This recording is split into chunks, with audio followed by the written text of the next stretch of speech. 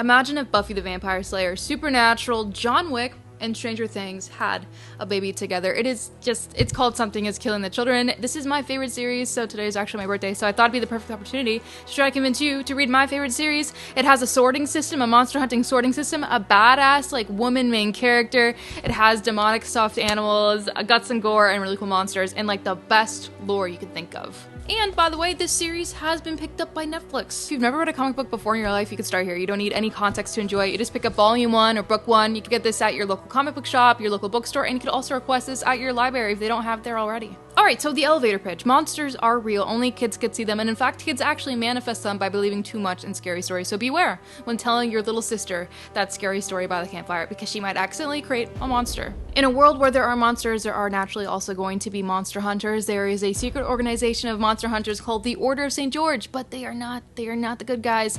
They are extremely morally corrupt. They are obsessed with power and keeping monsters a secret, so they actually kill off witnesses. And if the only people who can see monsters are children, then yes, something is killing the children, and that thing is monsters and monster hunters. These hunters, by the way, are recruited as children, which is their lives are honestly tragic. A lot of them enjoy killing witnesses and monsters. A lot of them are kind of messed up. The main character, Erica Slaughter, what sets her apart from the other monster hunters is the fact that she has so much empathy, and she constantly goes against the order in order to save as many lives as she possibly can. She is such a good protagonist. She is genuinely, like, such a heroic character.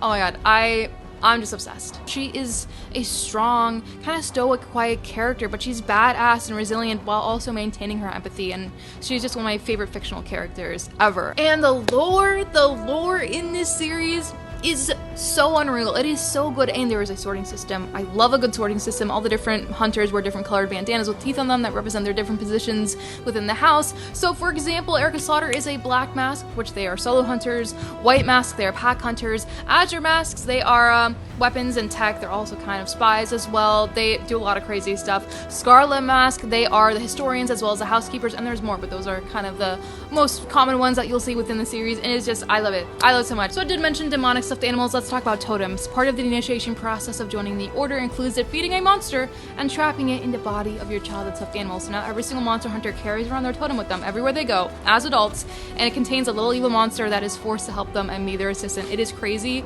I'm not gonna give any more away, but just, you'll see.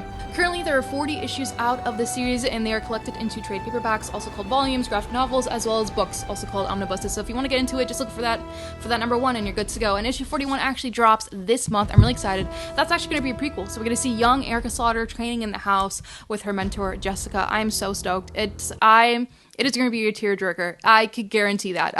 Wow.